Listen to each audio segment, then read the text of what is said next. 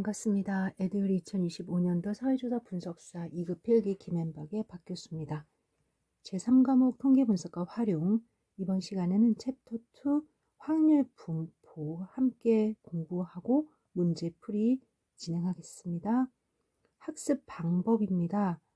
교재는 409페이지부터입니다. 확률 분포의 핵심은 마지막에 있는 표본 평균의 분포와 중심 극한 정리 뜻을 정확히 암기하고 중심 극한 정리를 적용할 수 있어야 한다입니다. 그 이전에 순열 조합, 중복 조합이 필요한 상황을 구분한다. 순열 조합, 중복 조합, 또 한 가지는 중복 순열이죠.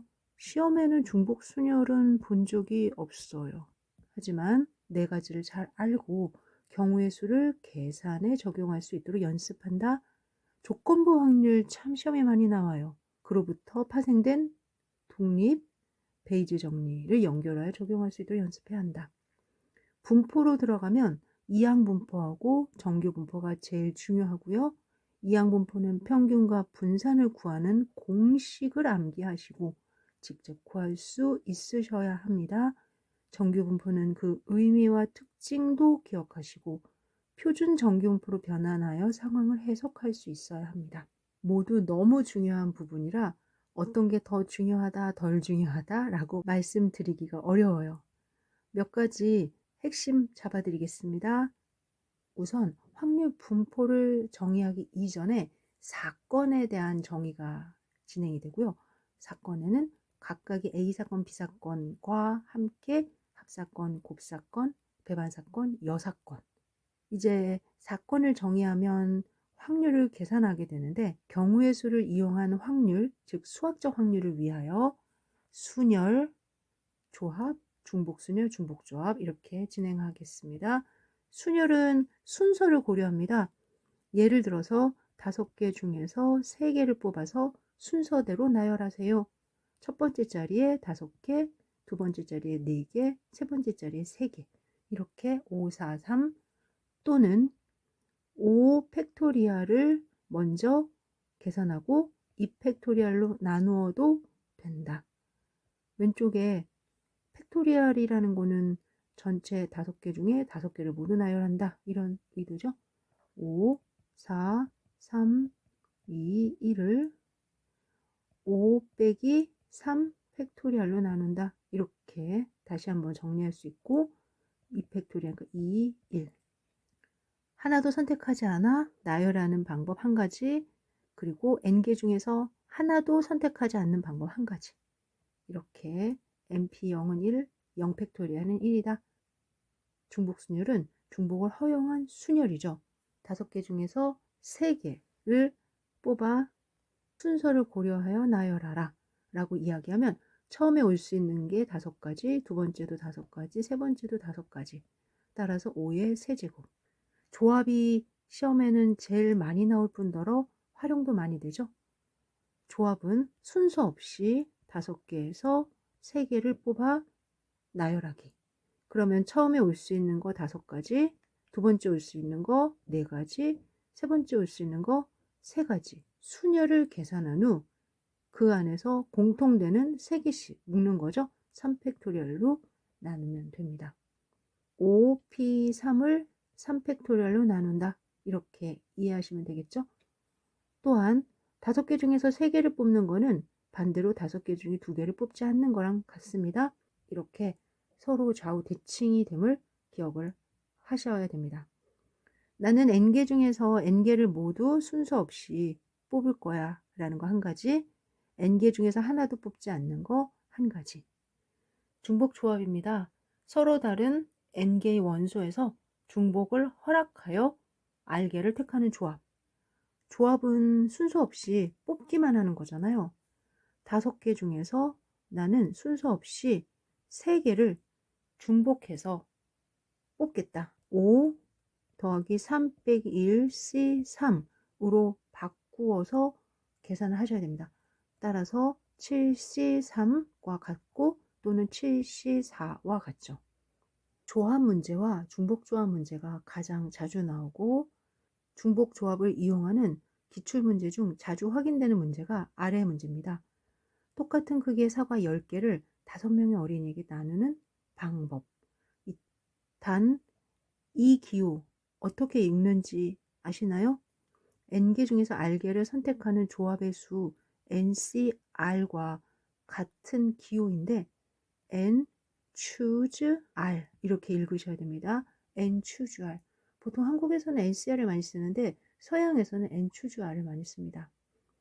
지금 1번 14 choose 5, 2번 15 choose 5, 3번 14 choose 10, 4번 15 choose 10. 다시 말하면 14C5, 15C5, 14C10, 15C10. 주어진 문제가 10개의 사과를 5명의 어린이에게 나눠주는 건데 합쳐서 15개도 안 되고, 이 문제는 중복조합 문제입니다. 중복조합. 그러면 식에 10H5 이와 같이 소개가 되거나 또는 5H10 여하튼 이렇게 5와 10이 보여야 되는데 왜 보이지 않을까요? 주어진 문제를 풀어볼게요. 똑같은 사과 10개가 있습니다. 5명의 어린이에게 나눠줍니다. A 어린이, B 어린이, C 어린이, D 어린이, E 어린이. 10개의 사과를 나눠준다라는 말 안에 A 어린이가 이 10개를 모두 다 가져갈 수도 있겠죠. 또는 E 어린이가 모두 다 가져갈 수도 있겠죠. 사과를 5명에게 나눠준다라는 말을 다시 한번 재해석하면 A가 10개 라벨을 붙였다. E가 10개 라벨을 붙였다.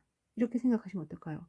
다시 말하면 10개의 사과를 모두 A가 가져간다 라는 얘는 A, 라벨이 A가 붙었다. 또는 E가 붙었다. 이렇게 해석하는 거죠. 따라서 A, B, C, D 5개에 대해서 중복으로 허용하여 10개를 선택하는 경우랑 같습니다.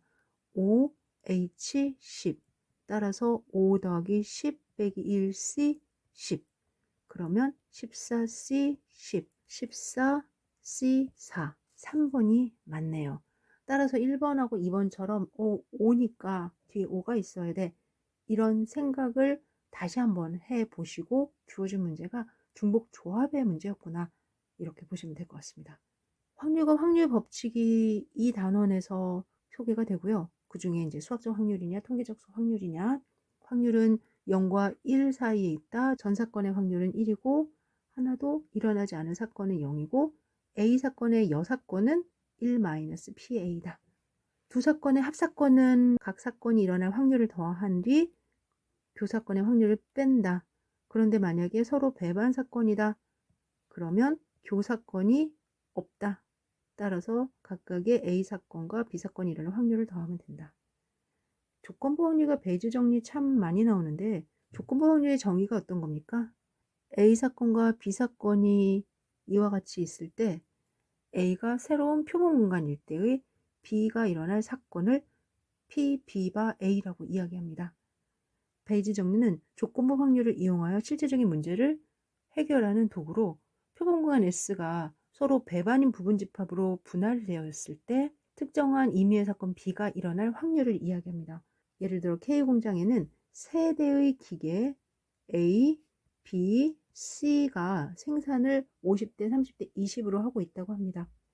그리고 각 기계의 불량률이 5%, 3%, 2%라고 했을 때 생산된 스프링 하나가 불량품이라는 걸 알았을 때 기계 A에서 생산되었을 확률은 얼마냐. 베이지 정리 문제가 나오면 그림을 그려야 된다. 들어보셨을까요? A, B, C 그리고 A는 전체의 50%, B는 30%, C는 20%. 각각 불량률이 5%, 3%, 2%니까 불량품 생산이 있다는 거죠. 불량품. 그러면 불량품을 P라고 했을 때 불량품에 대한 이만큼의 면적은 얼마가 되느냐. 뒤에 문제를 풀면서 다시 한번 확인해 보겠지만 P, A교 P는 P라고 하니까 너무 똑같아서 K로 바꾸겠습니다. P, A교 K는 50% 중에서 0.05%인 거죠. 그리고 P, 비교 K는 0.3% 중에서 0.03이다. 그리고 P, C교 K는 0.2 중에서 0.02이다. 즉, 이 세 가지 사건의 합이 불량품 K가 일어날 확률이 되는 거죠. 이 세 값을 다 더한 걸 전체 확률 공식이라고 이야기합니다. 그 중에서 A에서 생산된 확률이니 첫 번째, 두 번째, 세 번째를 값이라고 한다면 1, 2, 3분의 1을 계산하시면 기계 A에서 생기는 확률을 계산한 겁니다. 조건부 확률을 살짝 수정하면 사건의 독립성을 설명할 수 있습니다. P, B바 A는 PA분의 PA교라는 정의를 수정하여 PA교 B는 PA, PB바 A 이렇게 곱셈의 꼴로 만들었을 때 그 결과가 PA, PB로 확인이 되면 A와 B는 서로 독립이다. 그 과정에서 PB바 A가 PB구나, 즉 B는 A의 영향을 받지 않는구나, 또는 PA바 B가 PA와 같구나 라고 하는 정의도 A와 B의 독립성을 의미합니다. A와 B가 서로 독립이면 A와 B와 그 나머지 모든 것들이 서로 독립입니다. 따라서 문제에서 A, B가 서로 독립이다. 그러면 A 어떤 거든 B 어떤 거든 서로가 독립이다 라고 문제를 풀어주시면 돼요. 확률 변수와 확률 분포로 들어가면 이산확률 변수와 연속확률 변수가 있고, 이산확률 변수는 시그마를 이용해서 계산이 되고 연속확률 변수는 인테그랄을 이용해서 계산이 된다. 구별이 되는데 지금은 눈으로만 보시고 이후에 문제를 풀면서 다시 의견을 나눠드리겠습니다. 특히 기대값을 모두 구해야 되고 분산을 모두 구해야 되는데 색깔이 있는 부분이 핵심인 거죠. x의 변수를 ax 플러스 b로 변환한 뒤 기대값을 구해라 그러면 a, 2x 플러스 b, 그리고 두 변수의 합차에 대한 기대값을 구하라 그러면 각각의 기대값을 더하고 뺀 결과랑 같다. 분산은 편차의 제곱의 확률을 곱해서 시그마를 하거나 인테그랄을 하게 되는데 문제풀이에서 직접 확인해 보고, 분산에서도 중요한 세 가지 정도를 체크해 드린다면 분산을 어떻게 구하느냐, 2x제곱 빼기 2x 전체의 제곱이다. ax 플러스 마이너스 b에 대한 분산은 a제곱 vx다. 만약 x하고 y가 독립이면 공분상 코베리언스가 0이고 두 변수 x, y의 합차에 대한 분산은 이 코베리언스 x, y 부분이 0이 되어서 vx 플러스 vy이다. 그리고 ax 플러스 b라는 새로운 변수에 대한 표준 편차는 분산에 대해서 제곱근이므로 a의 절대값을 곱한 거랑 같다. 이산확률 분포의 가장 대표적인 분포가 이항 분포이지요. 시험에도 이항 분포가 많이 나오고 뽀아송 분포도 많이 나옵니다. 그 외의 분포들은 문제에서 분포라고 소개되지 않고 나올 때가 있고요. 연속확률 분포에서 많이 나오는 정규분포, 표준 정규분포, 지수분포, 연속 균등분포도 많이 나오는 것 같습니다. 나머지 T분포, F분포, 카이제곱 분포는 가상분포이기 때문에 추정이나 검정할 때 많이 나오고요. 문제 2개 풀면서 복습해 보겠습니다. 확률변수 X에 대해서 X의 평균이 3, X의 분산이 2일 때 새로운 확률변수 마이너스 2X 플러스 5의 평균과 분산 표준 편차를 구하라.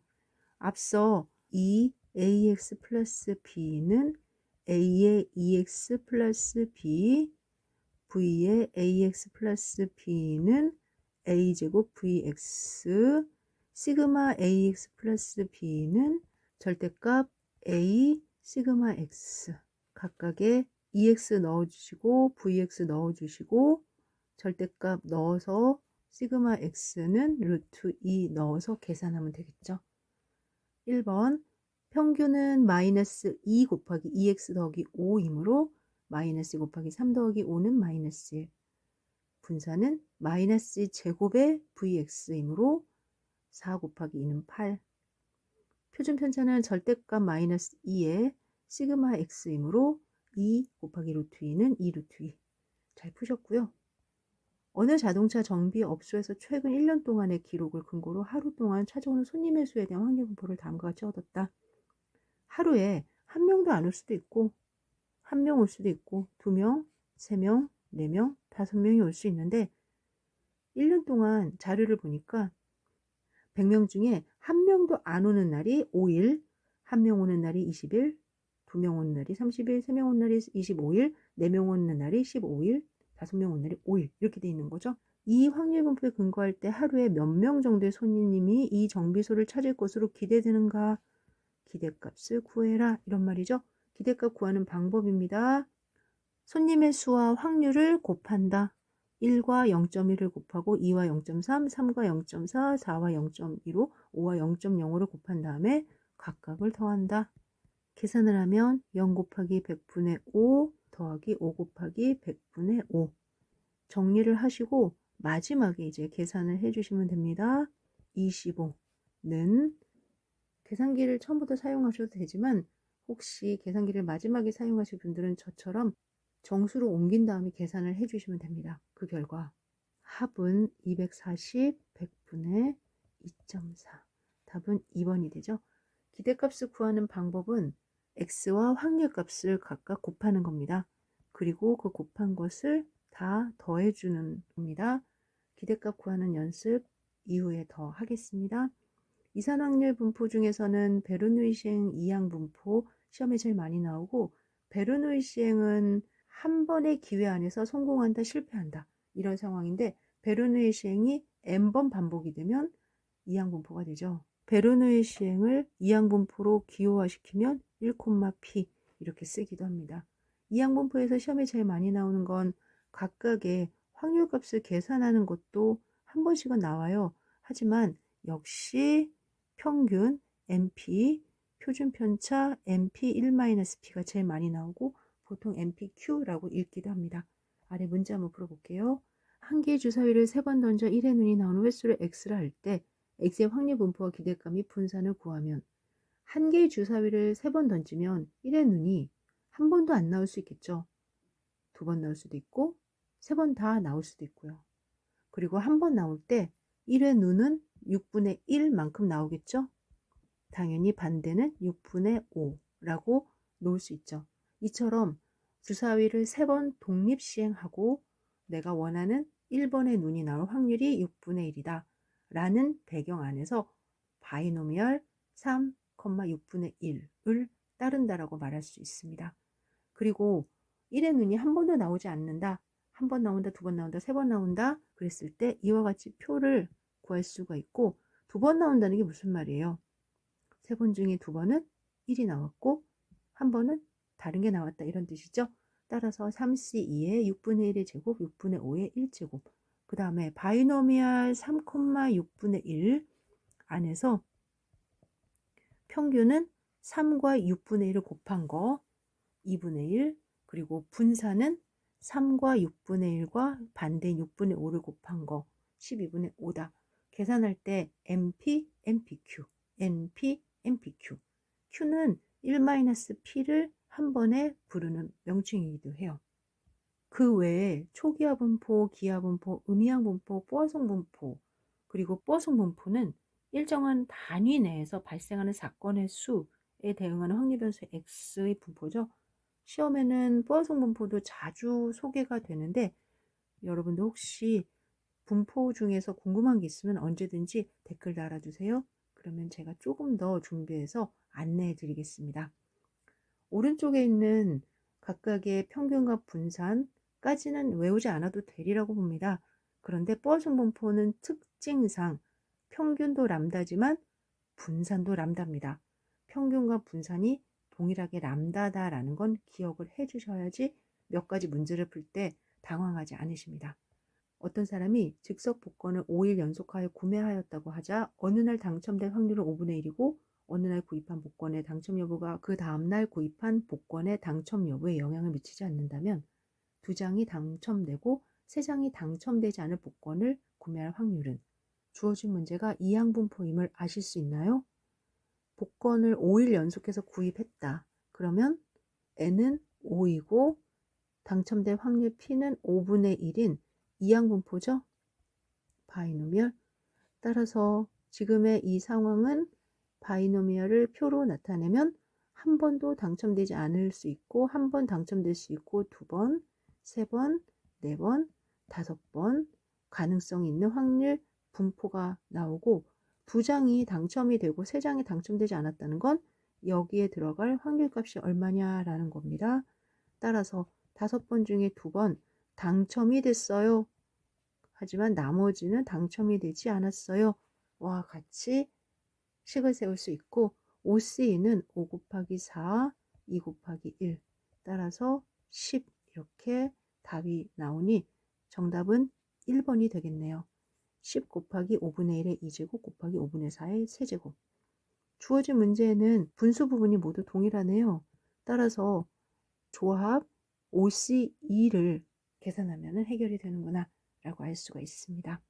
연소광리 분포에서 정규분포와 표준 정규분포 가장 핵심이고요. 정규분포는 앞서서도 문제를 몇 번 풀어봤지만 평균이 중앙에 있고 표준 편차만큼 일률적으로 퍼져 있는 분포입니다. 마이너스 시그마에서 플러스 시그마 사이에 전체의 68%가 들어있다. 그 말은 이 면적의 값이 0.6826이다. 이런 뜻이에요. 마이너스 2시그마부터 플러스 2시그마까지는 95.44, 마이너스 3시그마에서 플러스 3시그마까지는 99.74. 특징을 보니까 x는 뮤에 대해서 대칭이죠. 뮤는 모평균입니다. 그리고 점근선은 x축, 절대 그래프와 만나지 않습니다. 곡선과 x축 사이의 넓이는 전체 합 1이 되죠. 사회에서는 100%라고 말하겠죠. 평균 중앙값, 최빈값 모두 같고 외도는 0이고 첨도는 3이다. z가 x-뮤를 시그마로 나눈 값이라 할 때 z는 표준 정규분포를 이룬다. 이때 z로서 x-뮤를 시그마로 나눈 거를 표준화 변수라고 이야기합니다.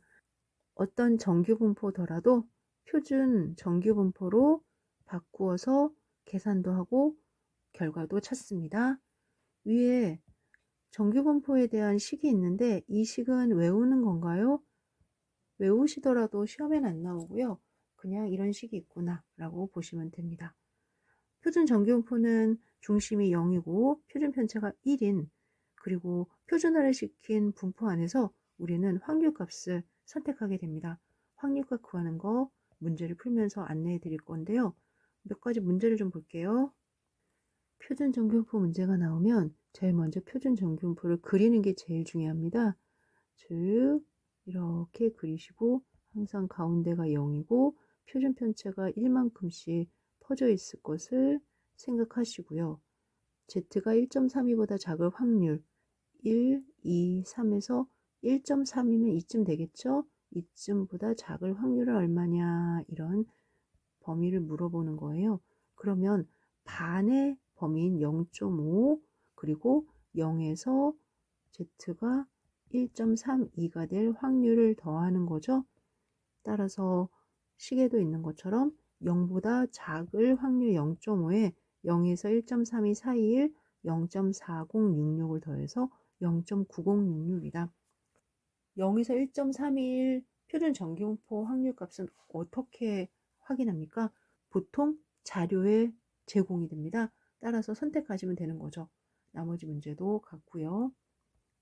x에 대한 분포를 소개를 하고 x값 안에서의 확률값을 계산하라고 할 때 표준화를 시킨 표준 정규분포를 이용합니다.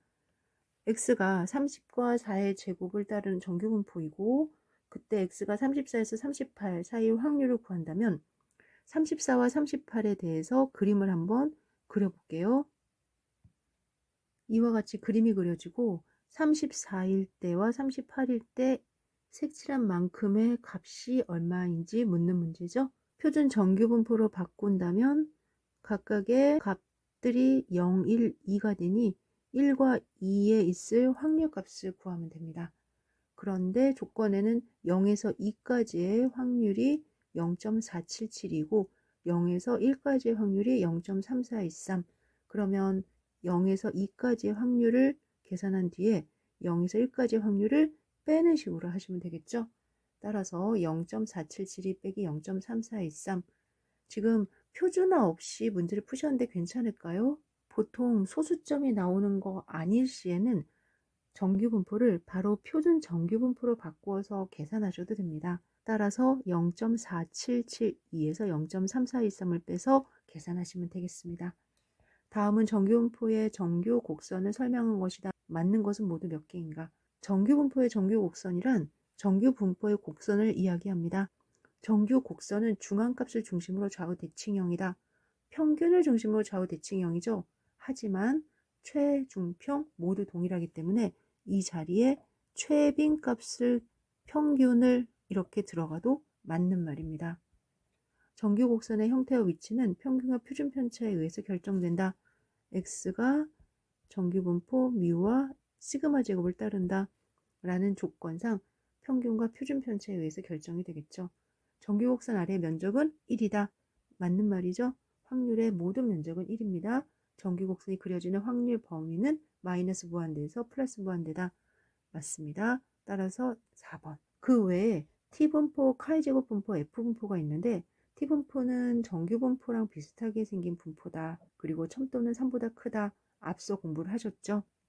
카이제곱 분포는 Z분포를 제곱해서 만든 가상의 분포로 0을 기준으로 꼬리가 오른쪽으로 긴 분포이고요. 카이제곱 분포는 분산에 대한 연구를 할 때 그리고 교차 분석을 할 때 사용을 합니다.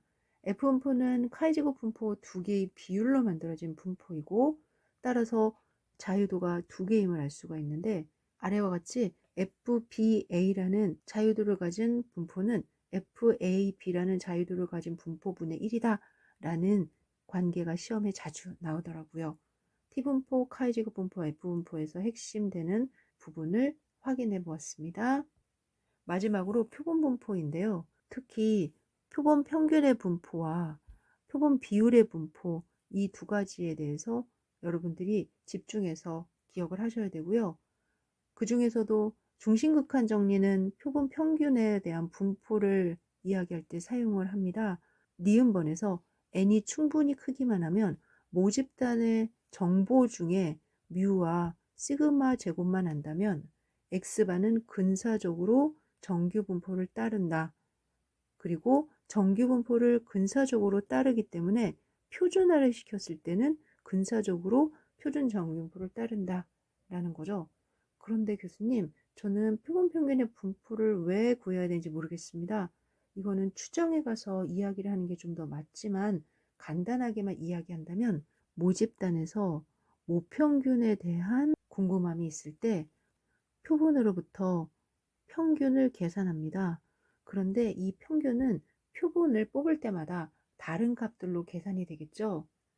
표본을 뽑을 때마다 얻을 수 있는 x바들을 따로 선정해서 모두 모으면 그들의 분포가 정규 분포를 이루고 특히 x바의 평균이 뮤이더라 라는 겁니다. 그리고 이때 퍼져 있는 표준 편차는 루트 n분의 시그마더라 라는 거예요. 이와 같은 상황에서 어머니의 집단에 대한 모집단을 전혀 모르고 뮤와 시그마만 알더라도 항상 x바는 근사적으로 정규분포를 이룬다라는 것이 중심 극한 정리입니다. 모평균식, 모분산이 4인 정규분포를 따르는 모집단에서 크기가 25인 표본을 이미 추출했을 때 표본 평균 x바의 평균 분산 표준 편차는 주어진 문제를 이해하려면 그림으로 한번 나타내볼 필요가 있어요. 모평균은 10이다. 모표준 편차는 4이다. 즉 2의 제곱이다. 25개의 표본을 뽑아서 x바를 구할 건데 x바가 어떻게 모일 건지 가상으로 예측해 보건대 그들의 평균은 어머니의 평균 10일 거고 그들의 표준 편차는 루트 25분의 시그마 2, 즉 5분의 2일 것이다 라는 거죠. 이와 같은 과정을 다시 한번 정리하면 모집단이 정규분포를 따르면 표본 평균 X반은 당연히 정규분포를 따르는데 그 이유는 정규분포의 가법성 때문입니다. 정규분포 10과 25분의 4 그리고 평균은 10이고 분산은 25분의 4 표준 편차는 5분의 2더라 라는 거죠. 이처럼 표본 평균의 분포를 계산할 때 중심 극한 정리를 사용한다 라는 걸 잊지 마시고요. 표본 비율, 피 햇에 대한 것도 동일하게 해석을 해주시면 됩니다. 모집단에서 피에 대해서 궁금하거나 피를 알고 있을 때 표본을 뽑아서 그들로부터 피 햇을 계산하게 되면 피 햇은 그때그때 나오는 표본에 따라서 다른 값들을 얻게 되겠죠. 이러한 피 햇을 모은다라는 가상하에 그들의 평균이 어머니의 평균인 P가 되고 그들의 표준 편차는 루트 n분의 P의 1-P를 따르더라 라는 것. 이 또한 중간에 유도되는 과정 안에 중심 극한 정리에 의해서가 존재합니다. 따라서 P 햇은 근사적으로 정규분포 P와 n분의 P 1-P를 따른다. 중심 극한 정리에 의해서. 마지막까지 여러분들 중요한 거 설명해 드렸는데 잘 이해하셨을까요? 잠시 쉬었다가 문제풀이 들어가겠습니다.